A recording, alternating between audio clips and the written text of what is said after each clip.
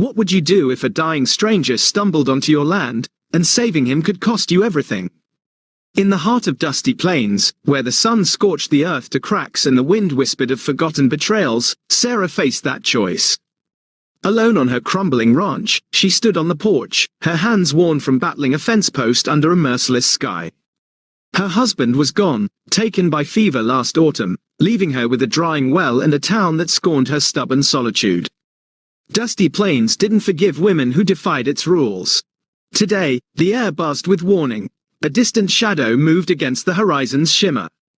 Was it a mirage, or something far more dangerous?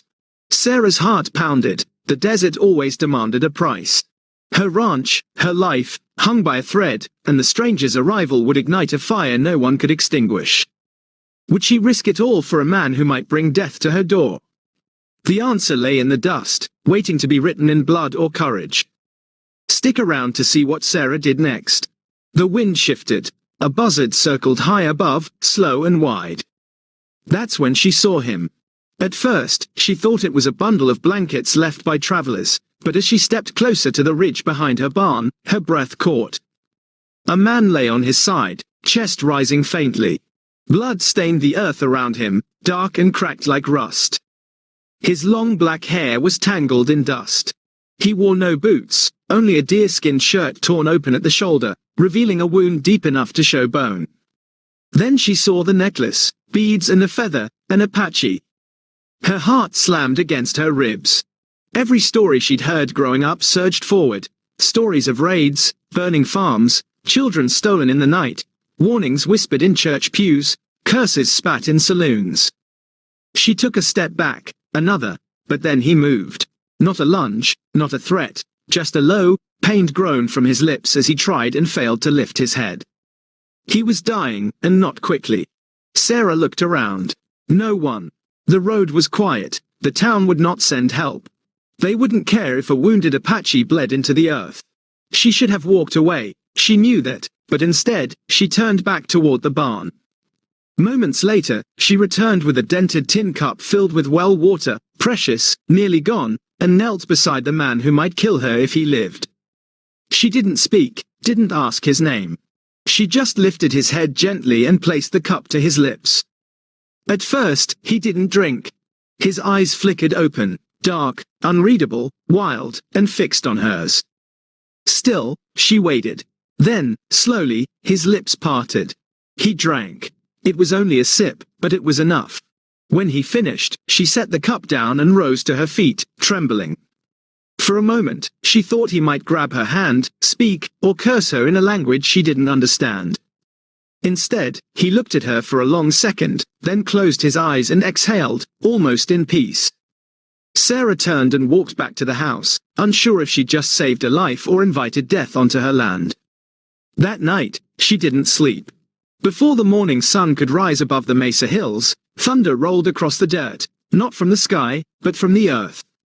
Dozens of hooves, dozens of warriors, all riding toward her ranch. The sun had barely crested the hills when Sarah heard them. The ground shook before she saw them. Dozens of riders silhouetted against the orange sky, their figures rising like ghosts from the horizon. Horses moved in tight formation, silent but fast. No dust cloud, no shouts, just the steady thump of hooves approaching her ranch like a heartbeat growing louder. She froze on the porch, one hand gripping the old rifle her husband had left behind. It wasn't loaded. She didn't know how to fire it, but it made her feel less naked.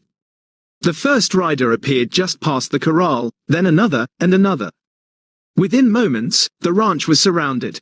Warriors on every side, their faces painted in quiet rage, feathers trailing in the wind. No one shouted, no one pointed a weapon, but their presence was a warning. Then she saw him, the wounded man. He rode at the front, sitting upright but pale, the blood still fresh on his sleeve. He dismounted slowly, his eyes never leaving hers. The others waited. Sarah swallowed hard, not daring to speak. He stepped toward her, limping, a strange chiseled dignity to him, even as his body leaned with pain. When he stopped just a few feet away, the morning wind caught his hair and revealed his face more clearly. Young, maybe late 20s, but weathered, a scar cut across his jaw. His eyes, sharp and dark, held no anger, only something heavier, something older.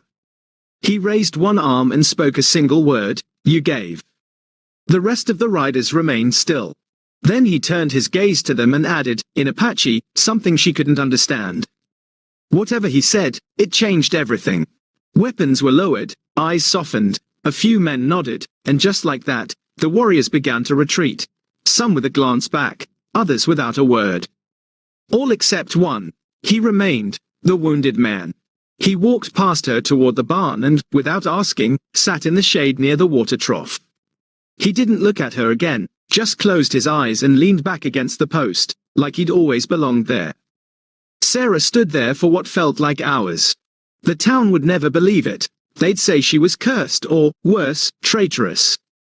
She could already hear the whispers. That widow's gone mad, took in a savage. They'll slit her throat and burn the place down. But no one had slit her throat, and nothing had burned. She walked toward him, still holding the empty rifle. "You shouldn't be here," she said softly. "They'll come looking." He opened his eyes, said nothing. "I gave you water," she added. "Not shelter, not this." Still no answer, only a faint flicker in his gaze, like amusement or defiance. "Do you understand me?" she asked. His voice, when it came, was low, rough, accented. "You saved." "I protect." Sarah blinked. "You protect?" He nodded once. "Until you are safe." It was so matter-of-fact, so final. She stared at him, heart thudding, then sighed and muttered, "You're as stubborn as every man I've ever met." He almost smiled. Almost. By noon, the ranch was quiet again. The warriors were gone, leaving only hoofprints and dust behind. The man, she didn't even know his name, stayed near the barn, saying little, watching the horizon like a soldier waiting for orders. He didn't ask for food, didn't ask for anything, but he fixed the fence post she'd failed to mend, chopped wood for the fire, gathered water from the well, his wound still seeping through the wrap she'd used the night before. Each time she tried to stop him, he said the same thing, "You gave. I return." By evening, Sarah found herself setting 2 plates on the porch table, one for herself, one for him. He nodded when she did but still didn't eat until she'd taken the first bite. That night, when she blew out the lantern, she looked out the window and saw him sitting under the stars, keeping watch, not as a guest, not as a prisoner, but as a shadow of something she couldn't name yet, something that felt safe. 2 nights passed, and in that time, no one came from Dusty Plains. No one asked about the warriors, no one checked on the widow who'd lived too long alone. The silence was almost more dangerous than the noise, but Sarah felt it in her bones. Something was shifting. Each morning, the Apache man, who still hadn't given his name, rose before dawn. He tended the fire, brushed the horses. He limped less now, though the bandage on his shoulder remained tight. She'd offered to change it, but he'd shaken his head. No. Wound must stay. Why? She asked. He touched the feathers around his neck. So they remember. Pain teaches. It was the longest sentence he'd spoken yet. By now, Sarah had stopped asking him to leave. Something about his presence felt not just safe but essential, like the ranch breathed easier with him near. He never entered the house, never asked why she lived alone, never touched her, but she began to notice small things. A rabbit cleaned and left near her door, a broken drawer in the barn quietly fixed, her boots polished. Things no one had done for her since before John died. On the 3rd morning, she went to town for flour and coffee. The moment she stepped through the general store's door, the room hushed. 3 men stood by the counter, ranchers, hardened and bitter. Their eyes slid to her. "Back from your secret war camp, Sarah," one of them spat. She ignored it, picked up her sack of flour. Another muttered, "They say you're keeping one of them out there on your land, feeding him, sleeping with him." The words cut like knives, but she didn't flinch until the sheriff stepped from behind the counter. Sheriff Larson wasn't a cruel man, but he wasn't brave either. He wiped his glasses inside. "Miss Carter, we've had reports." "Reports," she repeated flatly, "or gossip?" His jaw tightened. "You know tensions are high. Folks don't take kindly to harboring enemies."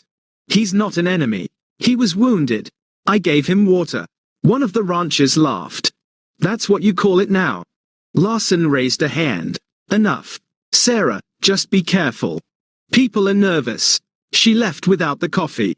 That night, she sat on the porch, arms crossed tight, staring into the dusk. The Apache warrior sat on the ground nearby, sharpening a small knife with a stone. He didn't look up, but she felt his attention shift. They think I'm a traitor, she said. He stopped sharpening. They think I'm sleeping with you. Nothing. She looked at him. You're not going to say anything? He tilted his head, considering, then, words are smoke. She almost laughed. Easy for you to say. You're not the one they'll run out of town. He paused. You gave water to a dying man. That is not shame. That is root. Root. He nodded once. In my people, a woman who gives water gives life, not just to body, to spirit.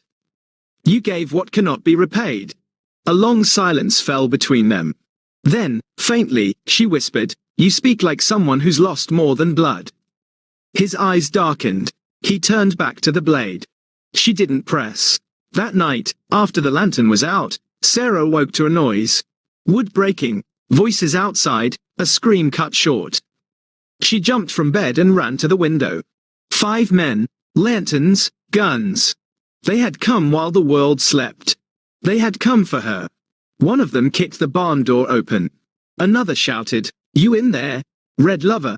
Come out. She grabbed the rifle, useless still, but held it anyway. The front door burst, and then a shadow moved, faster than any man, a blur of bone and blade. A scream, another. A man fell, then another. In less than a minute, the yard was silent again. Sarah stood frozen in the doorway, breath hitching in her throat. The Apache man stood near the fence, breathing hard, the knife wet in his hand.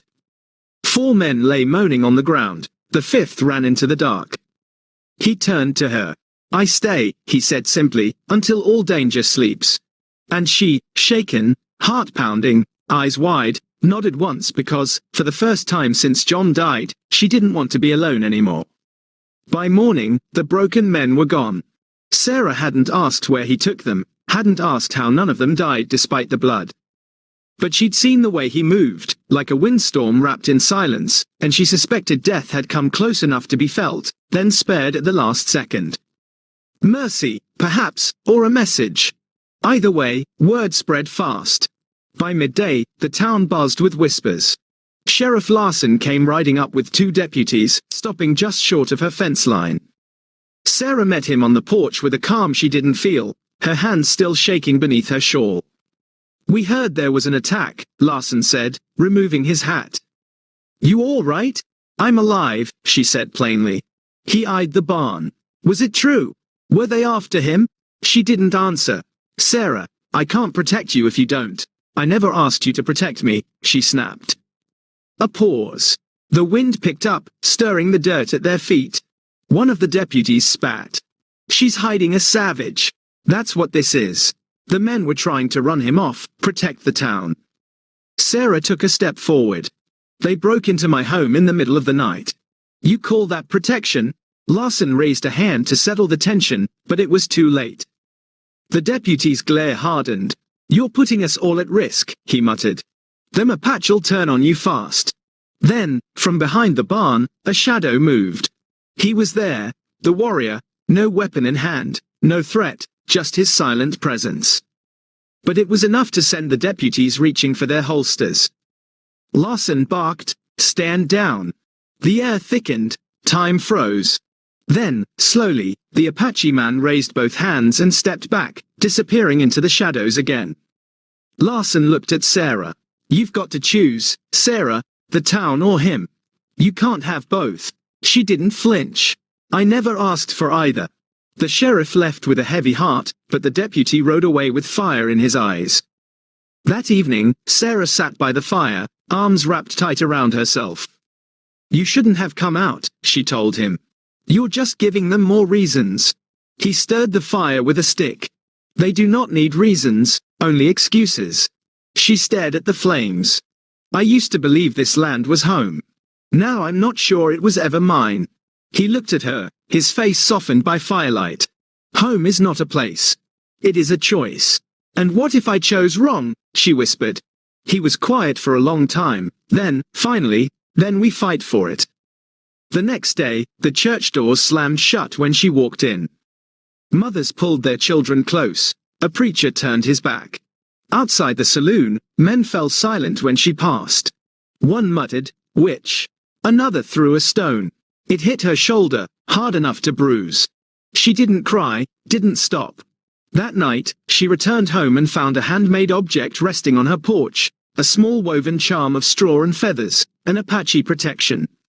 She looked out into the darkness and knew he was near, watching, not because he owed her, but because something had shifted between them. A thread, invisible but strong, had been tied that day by the well, and with every threat from the town, it only pulled tighter. The wind howled that night, like it had something to say. The shutters rattled, the lantern flickered low. Sarah lay in bed, staring at the ceiling, the echo of that stone hitting her shoulder still pulsing beneath her skin. They would come again. She could feel it in the bones of the house. Outside, the barn stood quiet, cloaked in darkness. The warrior hadn't spoken much since the sheriff's visit. He worked, he watched, but the fire behind his eyes had cooled into something colder. He was waiting for something. So was she. At midnight, she heard it. Boots creaking boards, voices, whispers, low and mean. She sat up. The door to the chicken coop slammed open, then came the screams. Feathers flew. A torch was thrown. Flames licked the dry straw like a starving dog. Sarah grabbed the rifle, though she still didn't know how to fire it, and ran barefoot through the doorway. She saw them. 4 men, masked, drunk on power. One held a branding iron, red with heat, another held rope. And the third, Grayson, of course it was Grayson. He was the man who owned half the town and wanted the other half. Ever since her husband died, he'd been circling her ranch like a vulture, offering help that always came with strings. "I warned you, Sarah," he called out. "You keep bedding savages, you'll lose more than chickens." Before she could reply, the barn doors burst open. Kael, not running, just walking, deliberate, calm, a predator already in motion.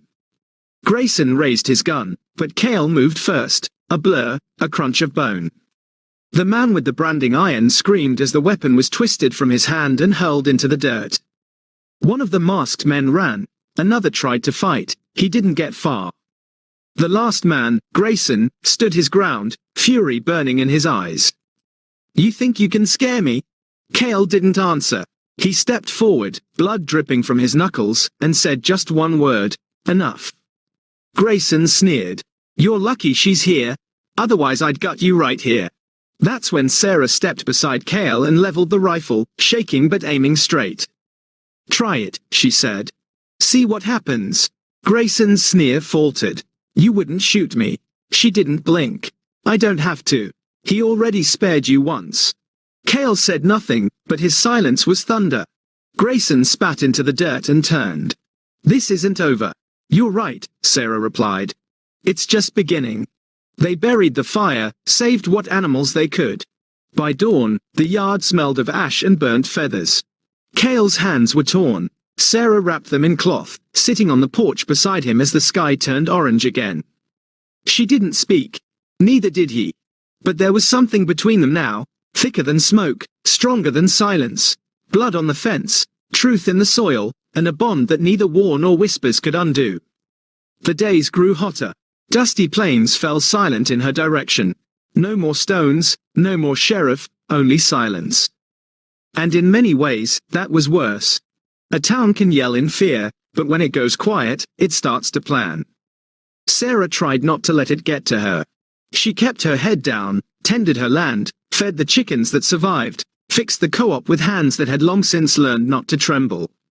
But her world had changed, and not just because of fear. Kael stayed. He didn't speak much, didn't ask to stay. He simply acted as if the land belonged to both of them now, and, strangely, that assumption no longer frightened her. He repaired the barn roof, sharpened her tools, set traps that caught rabbits without harming them. They didn't talk over meals. He always waited for her to start eating first. He never sat too close, never lingered inside the house. Always just close enough to be felt, never close enough to be questioned. And it was in that space between what he said and what he didn't that something else began to take root. One night, after supper, she found him outside, sitting cross-legged by the fire, carving something small from wood. The stars above them blinked like ancient eyes. She sat near him, quiet. "What are you making?" she asked. He didn't look up. "Memory. For who?" He paused. "You." She blinked. "Why?"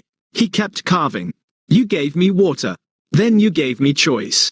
She tilted her head. "What choice?" "To stay." She looked into the flames. "No one else would have. Not in your place." He glanced at her, then, just once. "You would." It wasn't a compliment. It was a truth.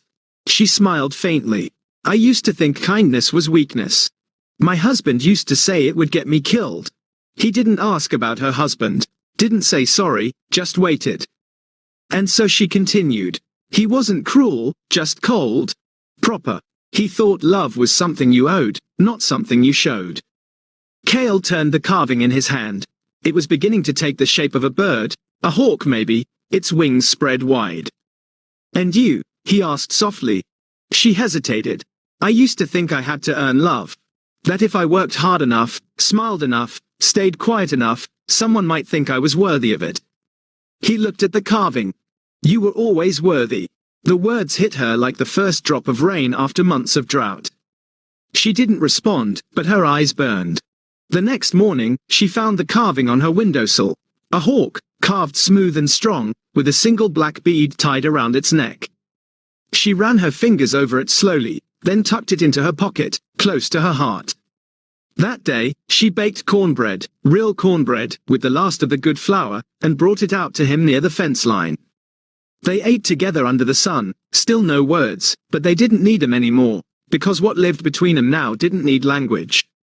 It was built in silence, forged in fire, bound not by promises but by presence. The first time she touched his skin, it wasn't intentional. They were moving a heavy beam from the barn roof, and her hand slipped. His fingers caught her wrist, steadying her before she fell, calloused, firm, but careful. She looked down at the place where his hand gripped hers, then up at the long scar that ran from the base of his thumb to the bend of his elbow. "How did you get that?" she asked quietly. He released her hand. A pause, then, "I was 12. The soldiers came. She didn't move. They said we had stolen cattle. We hadn't, but they burned our crops anyway, took my older brother, set fire to our lodge." He looked past her at something far away. "My mother pushed me out the back, told me to run. I didn't want to, but I did." He ran a thumb over the scar. "A blade caught me as I escaped. I bled alone under a cedar tree for 2 days." Sarah swallowed. "What happened to her?" His voice was quieter now. "They killed her, left her body in the ashes." She reached for the beam again, but her hands trembled. "I'm sorry," she whispered. "You didn't do it. Doesn't mean I'm not sorry." He looked at her, then. "That is why I stay."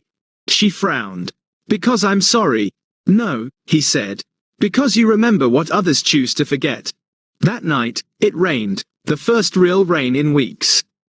She stood on the porch and watched the sky open up, soaking the land. The cracked earth drank eagerly. Dust became mud. The roof leaked in 2 places, but she didn't care. She turned to find him behind her, silent. "Do you miss them?" she asked over the sound of thunder. "Your family?" He nodded once. "I miss my husband," she said, "but I also don't." That made him tilt his head. "He kept me in a safe little box, told me what to wear, what to say, how to act. I think he loved the idea of me more than the woman I really was." Kael looked out at the rain, then, without a word, stepped off the porch and into the storm. She watched him lift his face to the sky, let the water hit him like a blessing.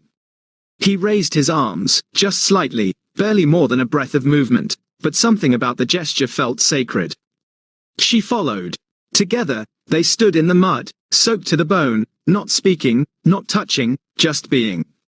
And in that moment, the storm didn't feel like chaos. It felt like cleansing, like the past being washed from their skin, drip by drip. Later, by the fire, he unwrapped the bandage on his shoulder. The wound was nearly closed. She knelt beside him, carefully applying fresh salves she'd made from herbs and beeswax. It was then she saw the other scars, not just the one from the soldiers, but others, dozens, some old, some deeper than others. One looked like it came from an arrow.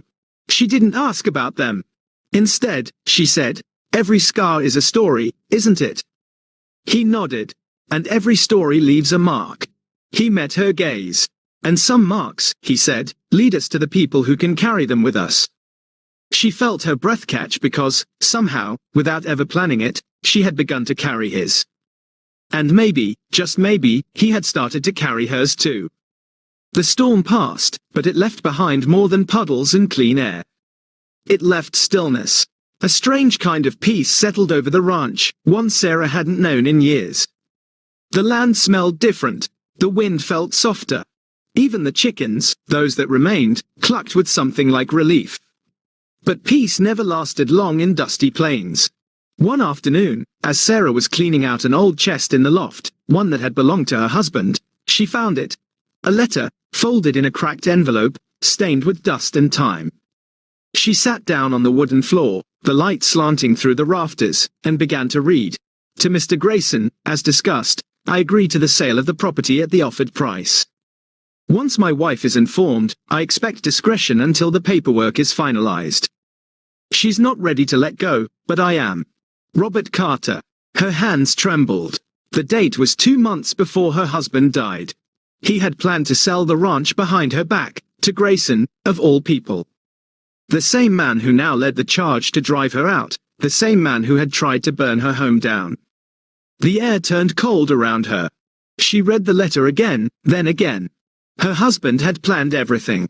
He hadn't even intended to tell her, just take the money and leave her with nothing. She stood up too fast and knocked over the chest. Old tools clattered to the floor. Kael heard the noise and came in through the barn doors, eyes alert. "Sarah." She held up the letter with a shaking hand. He was going to sell this place. To Grayson. Kael took the page gently, read it once. His face didn't change, but something behind his eyes hardened. "You still have the land," he said. "For now." Her voice cracked. "If Grayson kept a copy, he'll come with papers, with a judge, and I." Her voice broke again. "I thought he loved this place. I thought he loved me." Kael folded the letter carefully and placed it on the table. "He loved control," he said. "Not land, not you." The words weren't cruel, they were freeing.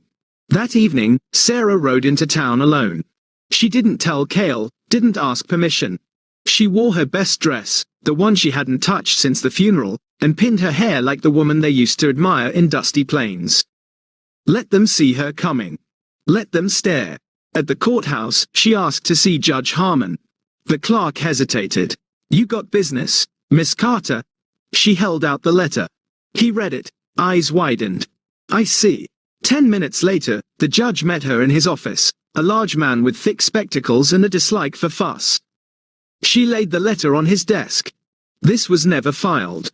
My husband intended to sell the land, but he died before anything was signed. Now Grayson's trying to claim it, and he's doing it through fear." The judge studied her. "You have proof of intimidation?" "I have ashes on my porch and scars on my fence." A long pause, then, "Let me look into it." Back at the ranch, Kael was waiting. She handed him the letter. "It's not over," she said, "but I'm not going to run." He nodded once. "Good." Then, without warning, she stepped closer, placed her hand on his chest, felt the steadiness of his breath beneath her palm, and said, "I don't want to carry this alone anymore." His hand came up slowly, resting over hers, not pulling her closer, just holding. There was no kiss, no declaration, only two people, broken by different worlds, sharing a truth too sacred for words. The next morning, she woke before dawn. Kael was already saddling the horses. He didn't ask if she was sure, and she didn't tell him she was scared. They both knew. The air was thick with heat, though the sun had barely risen. Somewhere in the distance, a hawk cried, sharp and high. It felt like a warning. They rode side by side, past the broken fence, past the burned co-op, past the place where blood had soaked the dirt. Sarah didn't look back. She'd done that too many times already. By the time they reached the town square, people were already gathered. Grayson stood at the center, arms crossed, smug as a fox in a henhouse. His men flanked him, rough and ready. And there, by the courthouse steps, stood Judge Harmon. Sarah dismounted and handed her reins to Kael, then marched straight through the crowd, eyes locked on the judge. Grayson laughed. Well, look who's found her nerve. She ignored him. Judge, you said you'd look into the deed. Harmon nodded slowly. I did. He held up a folder. Mr. Grayson never filed a purchase contract. There's no legal transfer, and the letter you brought proves intent, not completion. Grayson stepped forward, face darkening. We had a deal. You had a promise, the judge said sharply, from a man who's no longer alive. That doesn't mean you own the land. The murmurs began at once. Grayson's voice rose. She's lying. That paper could have been forged. She's shacked up with an Apache, for God's sake. She'd do anything to keep that ranch. All eyes turned to Kael. He stood still, calm, and yet everyone took one step back, except Grayson. He drew a pistol. It happened fast. Too fast for thought, but not too fast for Kael. He moved with the speed of a storm breaking open. One step, two, and then he was between Sarah and the gun. A shot rang out. Gasps, screams. The bullet missed, not by accident, because Kael had knocked Grayson's arm sideways with the force of a sledgehammer, sending the pistol flying. Then, without a sound, he pinned Grayson to the ground, one knee on his chest, one hand around his throat. Still no word, still no hate, only pressure. Enough to remind, not enough to kill. Harmon shouted, "Let him go." Kael looked to Sarah. She nodded. He stood. Grayson choked, gasping for breath, humiliated before the whole town. But no one stepped in to help him, not this time. Later, the judge handed her a signed paper. Your deed, he said. It's yours now, legally, permanently. Sarah took it with both hands. Thank you, she whispered. He looked over her shoulder at Kael. You might consider moving farther out. For safety. She nodded. We'll consider a lot of things.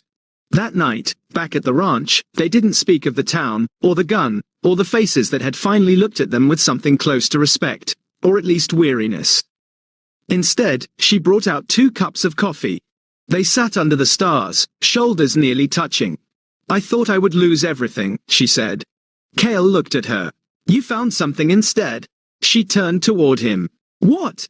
He hesitated, then, with more courage than she'd ever seen in his eyes, he said, someone. Weeks passed. The sky shifted from summer's fire to the golden breath of autumn. The land cooled. The cicadas fell quiet. The earth, once so parched, began to soften under cooler winds. And still, he stayed, not as a guest, not as a ghost, but as something in between. Kael never asked for anything. He slept in the barn, even when she offered the spare room. He ate only what she shared. He spoke little, but his presence became part of the ranch, like the hills or the windmill, constant, grounding. One evening, as Sarah brought in the laundry, she caught sight of him by the well. He was staring at it, not drinking, just staring. She approached, her skirts brushing the dry grass. What is it? He didn't look up. This is where it began. She nodded. I was ready to die here, he said, and you gave me life.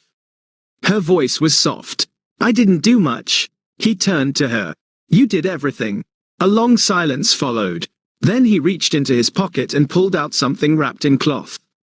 She opened it slowly. A necklace, beads of bone and turquoise, threaded with a single raven feather and a stone carved into the shape of a wave. It's beautiful, she whispered. What does it mean? He looked at the well. Water is more than survival to my people. It's spirit, memory, the bond between 2 lives. She traced the beads with her fingers. And this stone, it means you are not alone. Her breath caught. I made it for you, he said, but only if you choose to wear it. She looked up into his eyes, dark, steady, unflinching. I choose, she said. From that day on, things began to change, slowly, deliberately. The townsfolk still whispered, but some began to wave. An old woman brought eggs from her coop. A child left flowers on the fence. No apologies, no explanations, but kindness, at last, began to return. One afternoon, Sheriff Larson stopped by on horseback. He removed his hat and said, "I'm not here on business. Just checking in." She offered him coffee. He declined, then added, "The council voted. They're not going to press anything. Not now." She nodded. "Thank you." He glanced toward the barn, where Kael was mending a wheelbarrow. "He ever going to leave?" Sarah looked over her shoulder. Kael didn't notice them. He was focused, hands moving with quiet purpose. She smiled. "He already has a place." Larson gave a grunt that could have meant anything, then tipped his hat and rode off. That night, as stars blanketed the sky and the wind played soft through the dry grass, Sarah sat beside the fire with Kael. She leaned her head gently against his shoulder. He didn't move away. She whispered, "Do you ever miss the life you had before?" He was quiet a long time, then, "Yes. But this is something new." She nodded, and together they listened to the wind, to the water in the well shifting softly below, to the silence that now felt like home. Sometimes, the most powerful acts are the smallest. A cup of water, a place to rest, a word left unspoken but deeply understood. Sarah's story reminds us that kindness carries risk, but it also carries reward. That love doesn't always announce itself loudly. Sometimes, it arrives in silence, stays through fire, and speaks with actions far louder than words. If this story moved you, tell us in the comments. Have you ever risked something to do what was right? And don't forget to like, share, and subscribe for more stories of strength, honor, and redemption.